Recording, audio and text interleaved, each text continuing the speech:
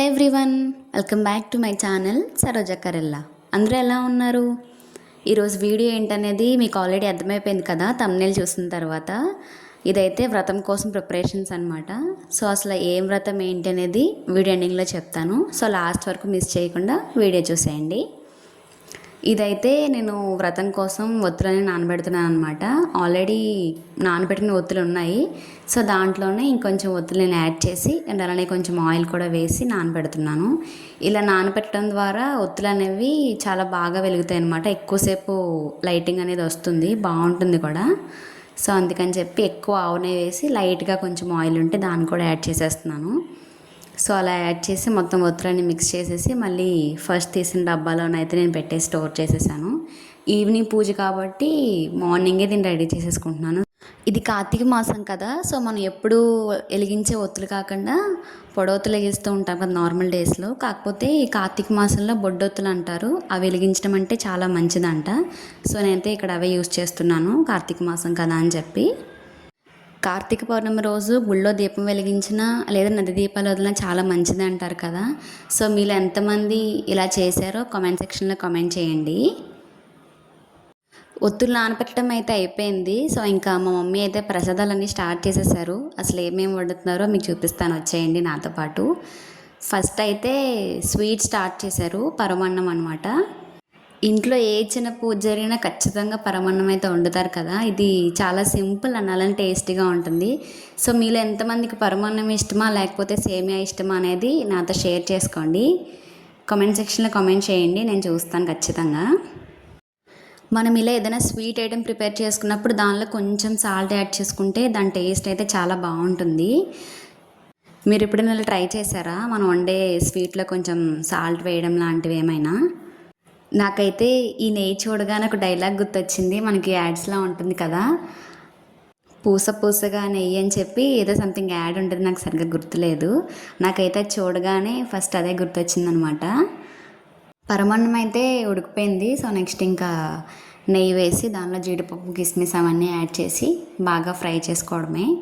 చేసి దాంట్లో యాడ్ చేసుకుంటే ఆ పరమాన్నం టేస్ట్ అనేది డబల్ అవుతుందన్నమాట, నెయ్యి ఫ్లేవర్ తగలగానే. నేనైతే ఫుల్ రెసిపీస్ చూపించట్లేదు, జస్ట్ కొన్ని క్లిప్స్ మాత్రమే తీసాను. మీలో ఇప్పుడు నేను ఈ వీడియోలో చూపించే రెసిపీస్ అన్నిటిలో మీకు ఏదైనా రెసిపీ కావాలంటే కామెంట్ సెక్షన్లో కామెంట్ చేయండి. నేను నెక్స్ట్ టైం ఆ వీడియో చేయడానికి అయితే ట్రై చేస్తాను. ట్రై చేస్తున్నా, వీడియో పెడతా అంటున్నా, కానీ నేనైతే ఎప్పుడు ఇవి అంతలా వండడానికి ఇంట్రెస్ట్ చూపించను. ఎక్కువగా నేను వండడానికి ఇంట్రెస్ట్ చూపించేది ఏంటంటే నాన్ వెజ్ కర్రీస్ కానీ, లేదు అంటే ఆయిల్ ఐటమ్స్ ఉంటాయి కదా, గారెలు బూరెలు అలాంటివి వేయడానికి అయితే చాలా ఇంట్రెస్ట్ చూపిస్తాను నేను.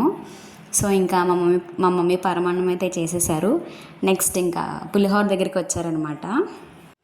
నేను నాన్ వెజ్ కర్రీస్ చేయడానికి ఎంత ఇంట్రెస్ట్ చూపిస్తానో మా మమ్మీ ఇలా పూజల టైంలో ఇలా వ్రతాలకి ప్రసాదాలు చేయాలంటే మాత్రం చాలా అంటే చాలా ఇంట్రెస్ట్ చూపిస్తారు. చాలా ఫాస్ట్గా చేసేసుకుంటారు అన్నీ కూడా. సో మన నెక్స్ట్ ఫుడ్ ఐటెం వచ్చేసి పులిహోర అనమాట. పులిహోరలో చాలా టైప్స్ ఉంటాయి కదా, చింతపండు పులిహోర, నిమ్మకాయ పులిహోర, మామిడికాయ పులిహోర, ఇంకా అలా చాలా టైప్స్ ఆఫ్ పులిహోర ఉంటాయి కదా.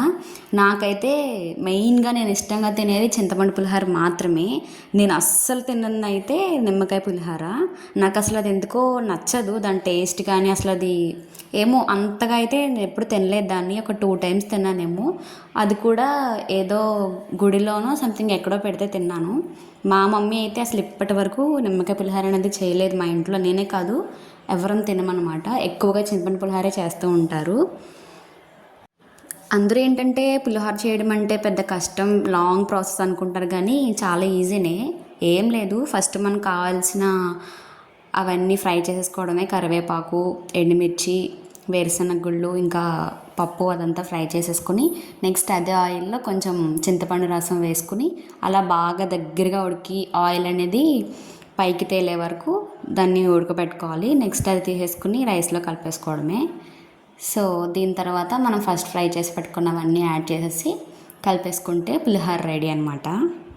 నేను చెప్పినంత ఫాస్ట్గా అయితే పులిహోర అయిపోదు, బట్ కాకపోతే జస్ట్ సింపుల్గా ప్రాసెస్ చెప్తున్నా అంతే. మీరు అనుకోవచ్చు నువ్వు చెప్పినంత ఈజీగా అయిపోతుందా పులిహోర అని చెప్పి. కొంచెం టైం టేకెన్, బట్ ఓకే, అంత మరీ కష్టమైతే కాదు. అండ్ ఫైనల్గా మన పులిహోర కూడా రెడీ అయిపోయింది. ఈరోజు కార్తీక పౌర్ణమి అండ్ అలానే వ్రతం ఉందని చెప్పాను కదా, సో నేనైతే ఫాస్టింగ్ అనమాట.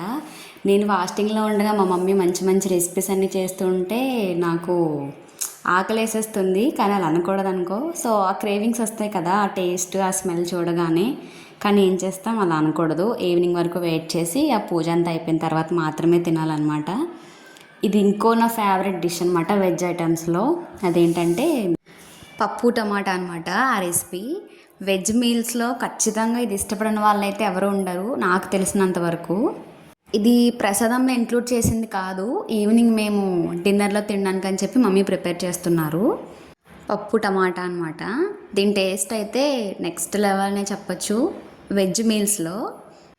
ఇంతవరకు మా మమ్మీ వర్షన్ అయితే అయిపోయింది కుకింగ్లో. నెక్స్ట్ ఇంకా మనదే అనమాట.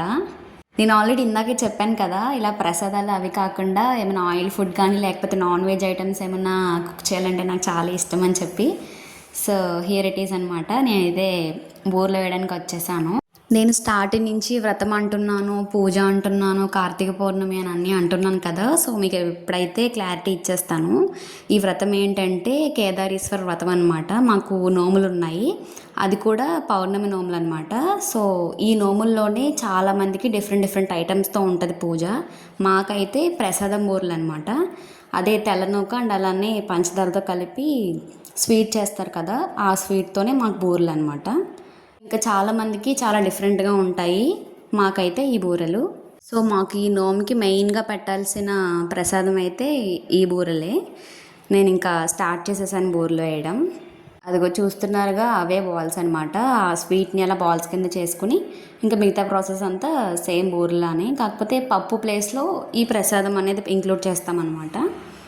స్టార్టింగ్ ఫస్ట్ టైం నేను బూరెలు కుక్ చేసినప్పుడైతే కొంచెం భయం వేసింది, ఆయిల్ ఎలా వేయాలి, మీద ఆయిల్ పడిపోతుంది కదా అని చెప్పి. కానీ అలా వేస్తూ ఉంటే అలవాటు అయిపోతూ ఉంటుంది. మీరు కూడా ఎవరైనా కుకింగ్ రాని వాళ్ళు ఉంటే, కుకింగ్ అయితే పెద్ద కష్టమేం కాదు, కాకపోతే మన ఇంట్రెస్ట్ బట్టే ఉంటుంది అది. ఏదైనా మనం ఈజీగా చేసేసుకోవచ్చు అనమాట. ఏ రెసిపీస్ అయినా ఒక 1-2 టైమ్స్ అనేది తెలుసుకున్నా లేకపోతే ఎవరైనా చేసినప్పుడు చూసినా కానీ మనకి ఈజీగా వచ్చేస్తుంది. ఫస్ట్ అయితే బూరెలు నూనెలో వేసేసాను. బూరెలు ఏంటంటే బాగా హై ఫ్లేమ్లో పెట్టకూడదు, మాడిపోతుంది అనమాట, లోపల ఉడకకుండా పైన మాడిపోతుంది. సో అందుకే సిమ్లో కాకుండా హైలో కాకుండా మీడియంలో పెట్టి నేనైతే బూరెలు వేస్తున్నాను. నేనేమీ పెద్ద చెఫ్ని కాదు, కాకపోతే ఏదో నాకు తెలిసిన చిన్న చిన్న విషయాలు మీతో షేర్ చేసుకుంటున్నాను అనమాట కుకింగ్లో.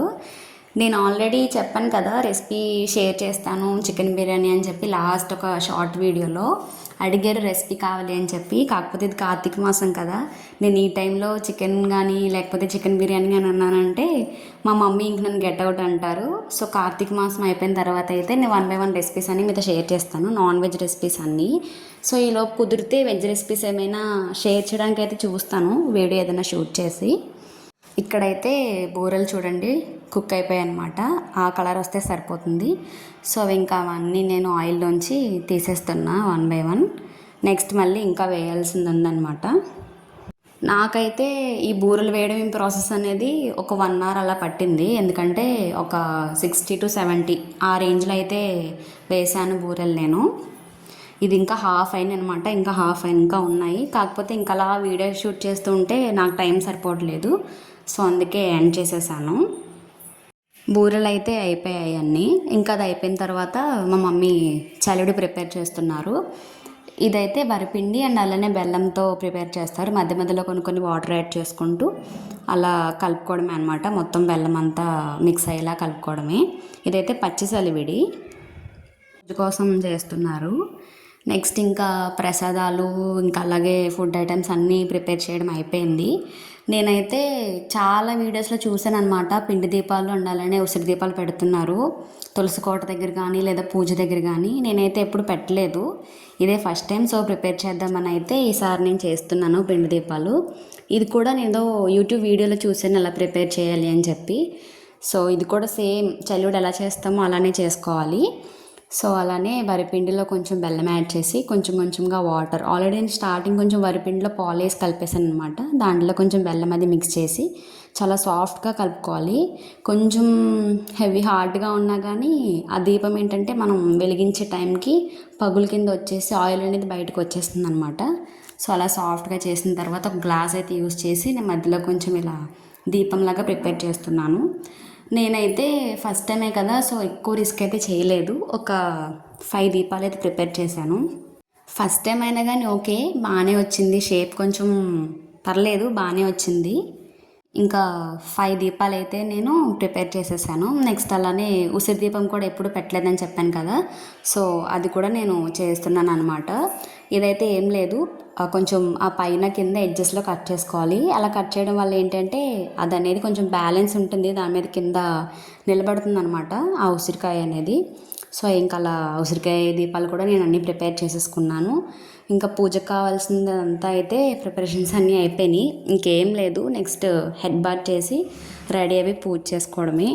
మా పూజ ఎలా జరిగింది, ఏమేం చేశాను, అసలు ఈ నోములు అంటే ఏంటి, ఎలా చేసుకుంటారు అనేది కొంచెం మందికి అయితే తెలుసు, కానీ కొంచెం మందికి అయితే నోములు ఉండవు కదా. సో అలాంటి వారికి అసలు ఏంటి అనేది నేను ఫుల్ డీటెయిల్గా అయితే ఎక్స్ప్లెయిన్ చేస్తాను, మా పూజ మొత్తం అదంతా కూడా. మీరు అదంతా చూడాలి అంటే నెక్స్ట్ వీడియో వరకు వెయిట్ చేసేయండి. నేను నెక్స్ట్ వీడియోలో పూజ అంతా క్లియర్గా చూపిస్తానమాట. సో మీకు కనుక నా వీడియో నచ్చినట్లయితే please do like, share and subscribe to my channel. And అలానే పక్కనే ఉన్న బెల్ ఐకాన్ అయితే యాక్టివేట్ చేసుకోవడం మర్చిపోకండి. సో దాని ద్వారా నేను పెట్టే ప్రతి వీడియో మీకు నోటిఫికేషన్లో వచ్చేస్తుంది. Bye bye.